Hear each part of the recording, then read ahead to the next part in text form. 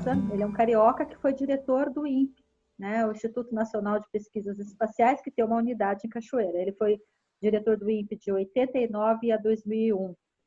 Até hoje, ele é querido, lembrado lá no INPE, pelo menos que eu conheço os funcionários de Cachoeira, o pessoal gosta muito de você lá.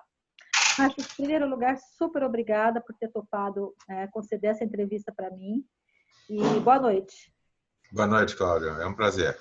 Márcio, você estudou Engenharia Mecânica pela Universidade Católica de Petrópolis e também fez bacharel em Análise e Aplicações de Sistemas pelo INPE mesmo, em São José dos Campos. Conta um pouquinho da sua trajetória, sua carreira profissional até você chegar a diretor do INPE.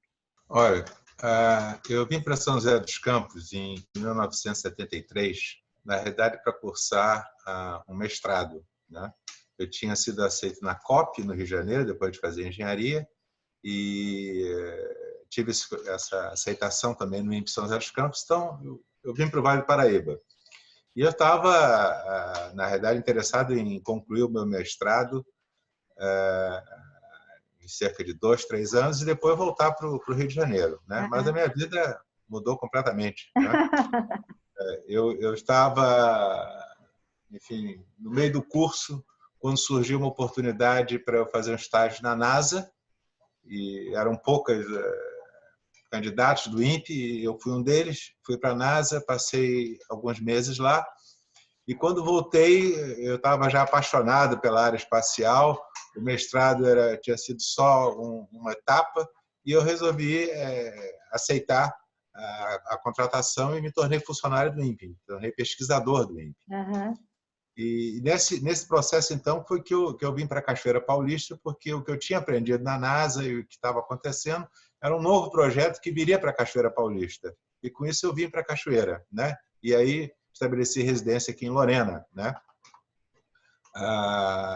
Eu concluí o mestrado em 1975 e fui, enfim, fazendo carreira no INPE, até que, por volta de 1985, 86, eu já era o vice-diretor do INPE, e com uma mudança que houve no governo federal, em 1989, o presidente Sarney resolveu me nomear diretor-geral do INPE.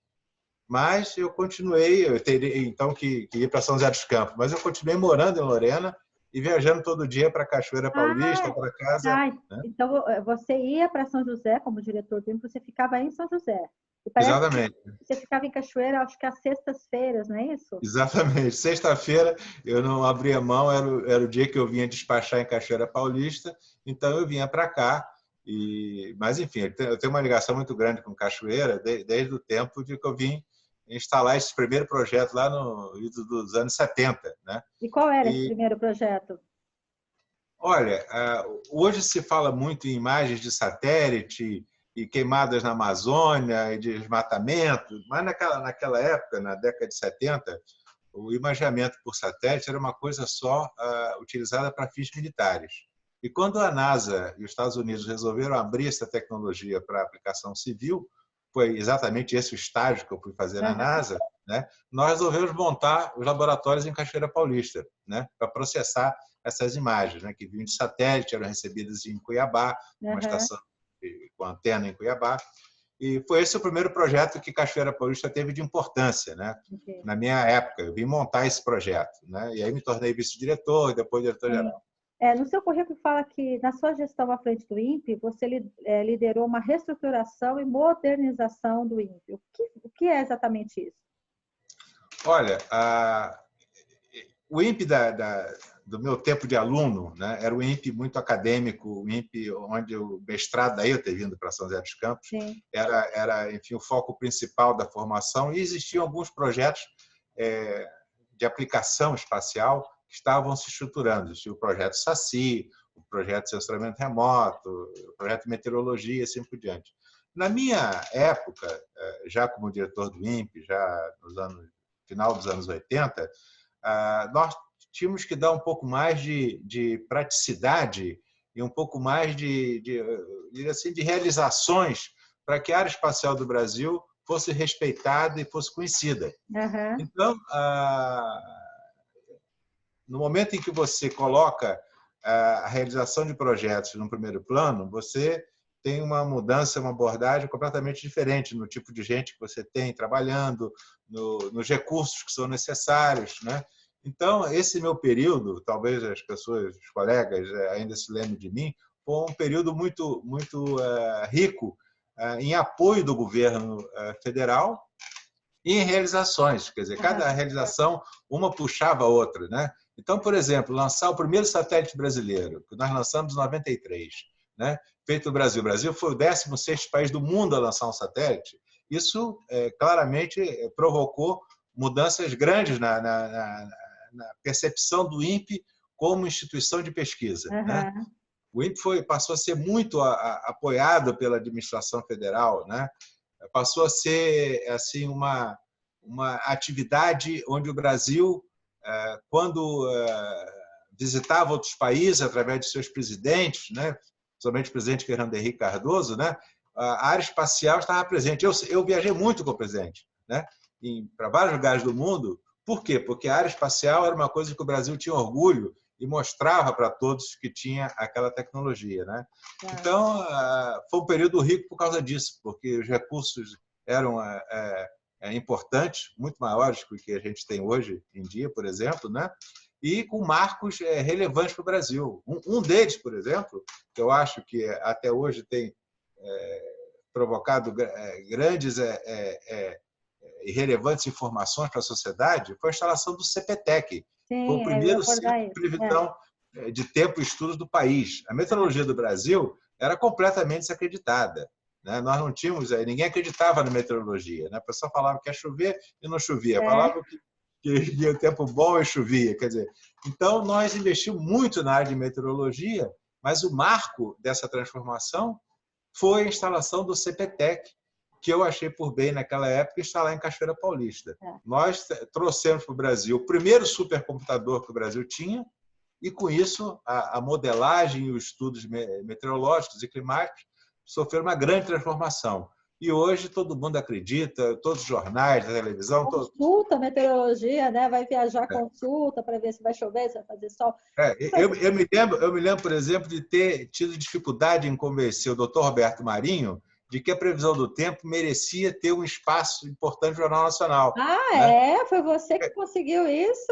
Mas não tinha. A meteorologia no Brasil era completamente desacreditada. Era uma coisa de que se falava como ia ser o tempo, mas ela não tinha os recursos que a gente passou a ter em função da instalação do CPTEC em Cachoeira. Né? Bacana. Bom, deixa eu voltar para Cachoeira aqui.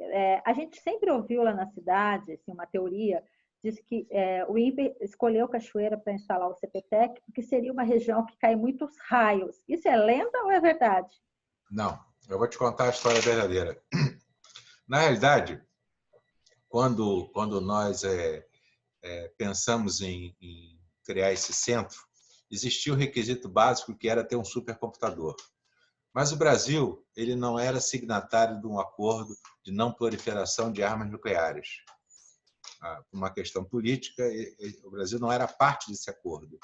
Então, eu tive que negociar em Washington, com o Departamento de Estado, a compra desse computador, que é até interessante, porque foi o primeiro computador, era japonês, mas as negociações eram em Washington. Né?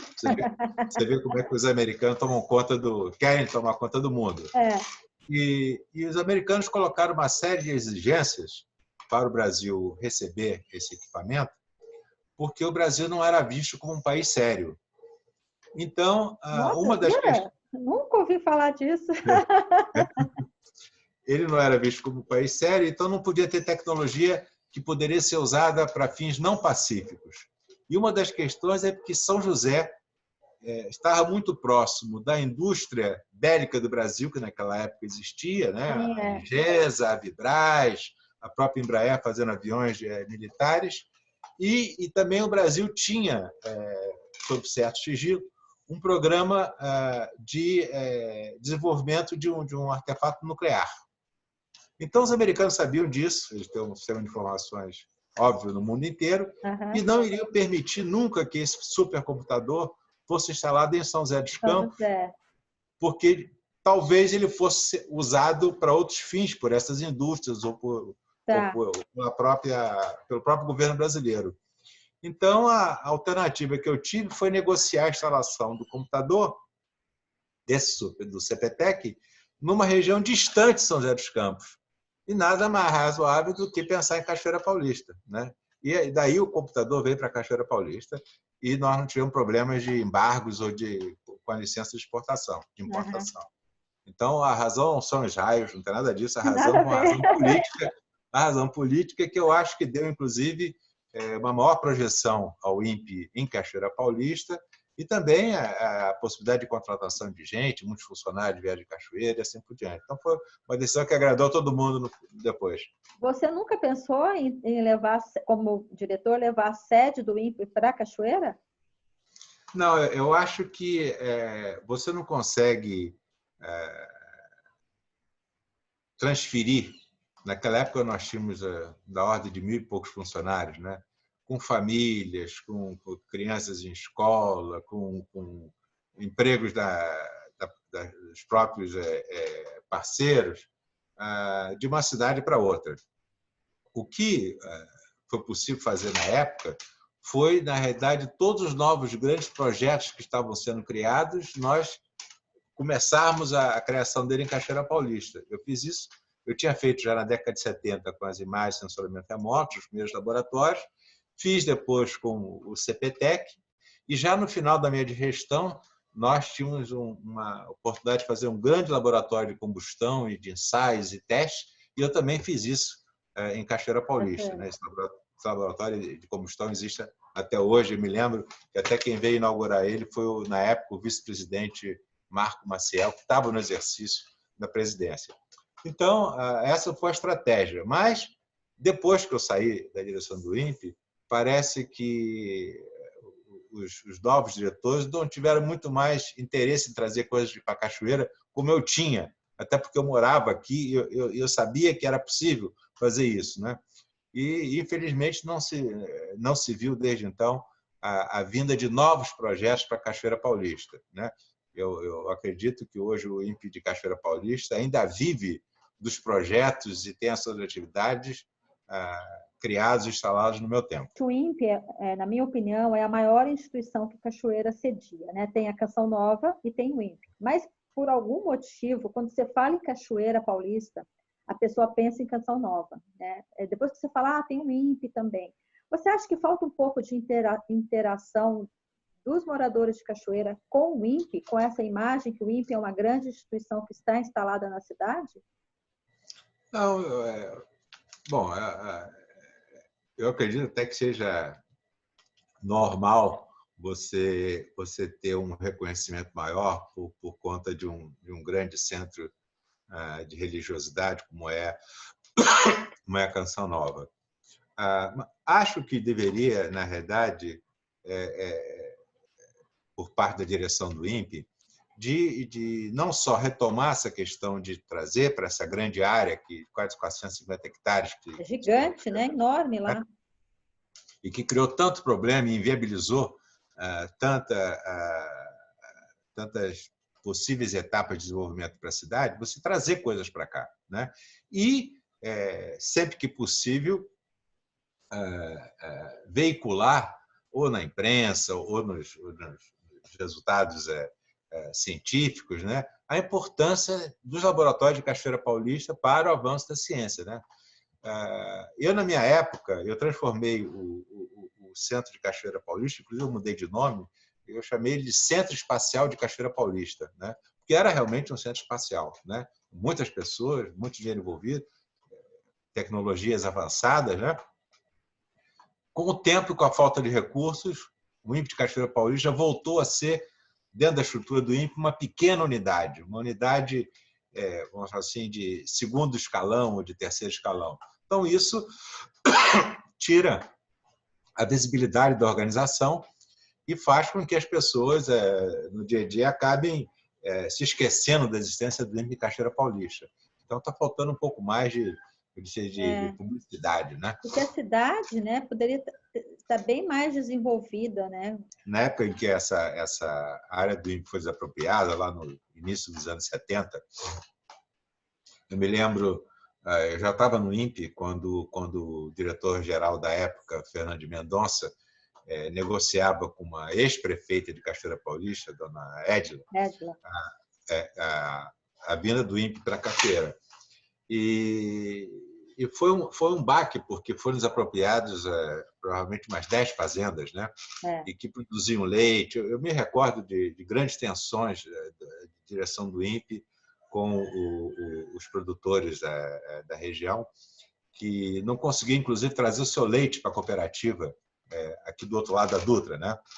E foi, inclusive, também durante meu tempo, e conversando com eles, nós abrimos uma passagem do INPE, do fundo do INPE, né? Lá perto da Bocaina, para Cachoeira Paulista, por debaixo da Dutra, né? E com isso eles puderam voltar a trazer o leite sem que o leite azedasse, né? no trajeto. Mas a Cachoeira esperava ter a recompensa do INPE no sentido de criação de empregos de alto nível, da vinda de pessoal qualificado para a região, o que aconteceu durante um certo tempo, mas depois, infelizmente, não aconteceu. Então, é evidente que as atividades atuais vão continuar e vamos torcer para que a importância da ciência e tecnologia no Brasil volte a existir e que um diretor do INPE que venha por aí tenha sensibilidade com Cachoeira Paulista e dê a ela o retorno que ela espera até hoje. Deixa eu falar um pouquinho agora de outras coisas. Você deve ter recebido vários títulos e honrarias ao longo da sua vida profissional. E eu vi que você recebeu a Ordem do Mérito Científico, que foi dado pelo presidente Fernando Henrique Cardoso, e você também recebeu o título de cidadão cachoeirense. No mesmo ano, em 98, como foi isso para você, receber tantos títulos tão diferentes assim? Não, olha, tudo como consequência desse sucesso, dessa fase do INPE, do lançamento do satélite, do CPTEC. O INPE estava diariamente na televisão, era um grande orgulho nacional o INPE. E, com isso, as cidades que tinham sido beneficiadas pela nossa presença resolveram, de certa forma, recompensar o diretor-geral. Quer dizer, eu fui, na realidade, recipiente desses títulos, mas, na realidade, a cidade estava homenageando o INPE. Eu recebi o título de cidadão joseense, recebi o título de cidadão lourenense e recebi, com muito orgulho, o título de cidadão cachoeirense, em dezembro de 1998. Né? Depois que você saiu do INPE, em 2001, você foi ser diretor-geral adjunto da Unesco, em Paris. Exatamente o que mudou radicalmente a sua linha de atuação? Olha, eu diria que sim. Né? Eu estava já há muitos anos no INPE, na mesma função. Eu fui diretor-geral do INPE, que mais anos ficou na direção do INPE. Eu entrei em 89 e no ano de 2000 eu já estava cansado de fazer a mesma coisa. Nós tínhamos lançado vários satélites. Qual era o próximo desafio? Lançar mais um, mais dois? Quer dizer, eu achava que estava na hora de buscar, enfim, outras atividades. Eu tive a oportunidade, em 1980, de participar de um projeto junto com a França. E eu e minha família moramos lá durante 6 meses em Paris. Né? E eu achei que eu não conhecia a Europa de viver tão longo tempo, né? E achei que, em algum momento da minha vida, eu poderia voltar e propiciar algumas coisas diferentes para a família. Então, quando eu cheguei nessa etapa do INPE, onde eu já estava há mais de 12 anos na direção do INPE, tinha trabalhado com 4 presidentes, uma dezena de ministros de ciência e tecnologia, eu estava um pouco cansado, eu diria, da política e do dia a dia, né? E de ir todo dia para São José e voltar. E eu achei que eu poderia buscar uma alternativa na Europa. Né? E encontrei na Unesco, que tinha uma área de ciências, a oportunidade. Apliquei para esse posto pela internet, veja só que loucura, né? Mandei meu currículo pela internet e achei que, quem sabe, né? 6 meses depois, eu recebo uma comunicação dizendo que eu estava pré-selecionado de um grupo e que eu tinha que ir para Paris para fazer uma entrevista. Eu achei aquilo muito estranho, muito... E fui falar com o meu chefe e amigo, o ministro na época, Ronaldo Sadenberg, da Ciência e Tecnologia, e falou: esse negócio de Nações Unidas, Unesco, é tudo politicagem, não tem a menor chance, mas vai para Paris, aproveite um pouco lá o convite que eles estão te fazendo, né? E tudo bem. E eu fui, fiz a entrevista, achei que a entrevista foi longa demais, inclusive, né? Voltei e um mês depois eu recebo a informação do embaixador do Brasil, junto ao Unesco, que eu tinha sido selecionado. Não para o posto que eu tinha aplicado, que era diretor de ciências, né? Mas eu tinha sido promovido, já durante a minha entrevista, Nossa, que legal! de vice-diretor, que é o diretor que se ocupa da área administrativa e supervisiona todos os outros, né? Então, era um convite irrecusável, né? Era uma chance para a minha família ir para fora. Eu tinha uma filhinha pequena na época. Eu falei, olha, vou, né? E acabei passando quase 10 anos em Paris, né? Então, foi uma oportunidade Outra assim, coisa que eu achei inusitada. bem interessante no seu currículo, você chegou a representar, ser o representante da Unesco nas negociações entre israelenses e palestinos. E você liderou várias missões de alto nível no Oriente Médio. Quando eu li isso no seu currículo, sabe de quem eu lembrei? Do embaixador Sérgio Vieira de Mello. Vocês têm, nessa parte, uma trajetória bem parecida, né? O Sérgio eram dois brasileiros nas Nações Unidas na época, eu diria assim, bem posicionados, né? O Sérgio em Nova York, porque o Sérgio vinha da área de recursos humanos, ele era administrativo, né?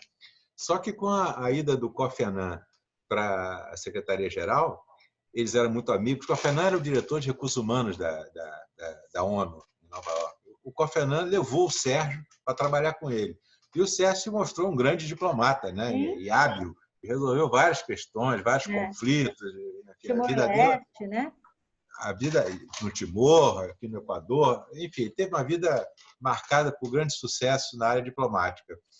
E logo depois dele chegar nessa posição, eu também chegava na Unesco numa posição importante, né?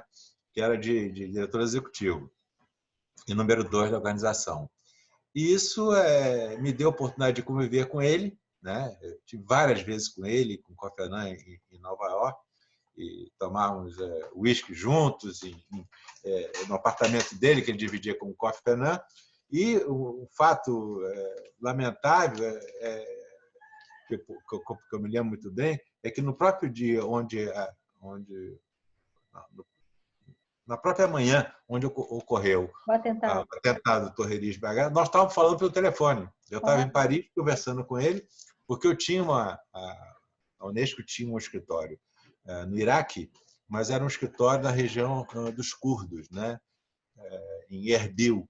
E nós tínhamos poucas pessoas trabalhando em Bagdá. E o Sérgio queria concentrar todo mundo, todas as agências das Nações Unidas, num escritório grande, num hotel que eles tinham transformado em base da ONU, né? A ONU e suas agências, que é o Hotel Canal, né? E foi exatamente nesse hotel que morreram muitas pessoas no atentado que ele morreu. Mas nós estávamos falando no mesmo dia de manhã sobre essas transferências, um problema do dia a dia, né? E foi triste. Inclusive, depois, em nome da Unesco, eu fui apresentar nossas condolências a ele. Ele estava o corpo dele estava em Genebra. E também fiquei, por força de ser um brasileiro, conhecendo ele também, um pouco responsável na Unesco por todas as homenagens que ele recebeu, né? Bom, depois você foi trabalhar no Catar, né? O Catar é totalmente diferente do Brasil, né? Uma cultura totalmente diferente, né? Olha, essa minha responsabilidade na Unesco me fez viajar o mundo inteiro, né? Muitas vezes para a Palestina e para Israel por conta do conflito, mas, enfim, eu visitei mais de 100 países, né? E conheci muita gente, sempre sendo recebido pelas autoridades do país, e conheci, então, a família real do Catar. Nós tínhamos, numa das oportunidades, nós tínhamos inaugurado um escritório da Unesco em Doha, E também porque a rainha, na época, Sheikha Moza, ela tinha uma sensibilidade muito grande com o povo palestino e com os iraquianos. E ela, então, através do marido, né, doava muitos recursos financeiros para a Unesco. Então, eu tinha que ir sempre e ver o andamento dos projetos e como estava lá. E acabei ficando amigo deles, da família real. No dia que eu estava me despedindo, um almoço com o diretor-geral, porque terminava o nosso mandato, e eu estava dizendo, olha, estou voltando para o Brasil, minhas coisas estão no Porto, estou indo para casa finalmente, tal.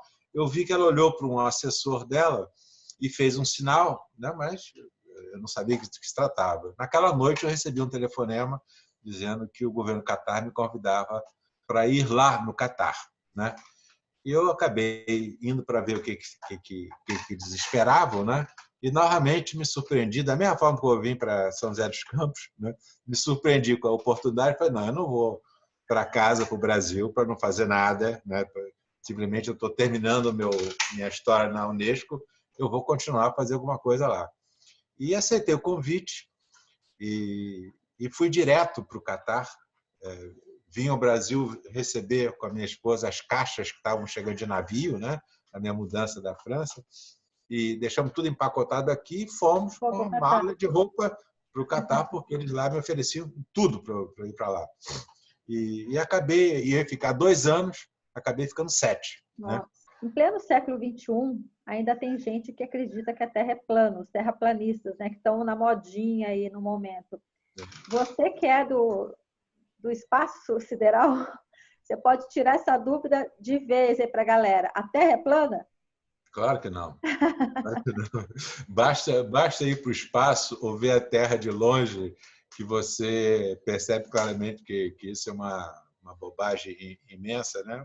Há muita ignorância, muita descrédito, né? Mas eu tenho, por exemplo, aqui na minha casa, aqui nesse escritório aqui, eu tenho uma foto clara da Terra tirada da Lua por um astronauta que eu conheci e ficou amigo e que prova isso de uma maneira assim incontestável.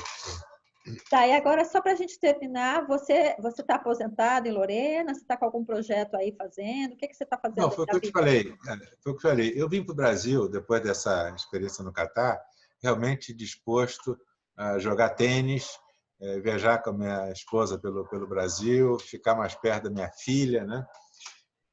Mas o meu filho, que foi com a gente para o Catar, inclusive, e que acabou logo depois se casando, tendo filhos, e hoje ele mora em Barcelona, ele resolveu montar uma empresa de consultoria em comércio internacional.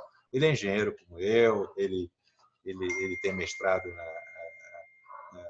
na França, fez um curso de gestão em pós-graduação na Espanha, então ele é muito qualificado. Então, montou uma empresa de comércio internacional e, enfim, eu de longe, lá no Catar, olhando, vendo, aplaudindo, né, que é o papel dos pais sempre, mas ao voltar para o Brasil, ele me convenceu que eu não deveria me aposentar de vez, até porque não é bom você parar depois de ter tanta atividade, né? Então eu pensei um pouco, fiquei algum tempo sem cuidando da casa, olhando o que fazer. Acabei no ano passado aceitando o convite dele para presidir a empresa dele. Então eu tenho uma função, enfim, de dar uma imagem à empresa. Eu converso com os futuros clientes, eu explico quais são enfim, as ideias que nós temos, mas não é um trabalho que eu seja remunerado, nem que me exija de ir permanentemente a Barcelona. Eu vou algumas vezes por ano a Barcelona, uma reunião dos nossos conselheiros, mas, enfim, é um trabalho interessante em que de alguma forma eu ajudo o meu filho e também coloco as minhas ideias, ou a experiência que eu tive tão diversificada em tantos lugares do mundo, de certa forma, auxiliando esses projetos de cooperação internacional. Nossa, muito bacana. Ô, Márcio, super obrigada pela entrevista, né? De você ter disponibilizado esse tempo aqui para falar comigo. Espero que você tenha gostado. Eu te agradeço muito, viu? Não, é uma grande honra para mim falar com vocês e falar com alguém de Cachoeira Paulista e sempre poder compartilhar algumas coisas de uma maneira mais direta, mais íntima, né? Tem muitas informações, muitas coisas que as pessoas não sabem, né? E foi bom que você me deu essa oportunidade de esclarecer algumas coisas. Eu espero também que os seus ouvintes eles gostem desse bate-papo. Tá bom. Muito obrigada, viu? Então, obrigado a você. Tchau, Valeu, Paulo. um beijo, tchau.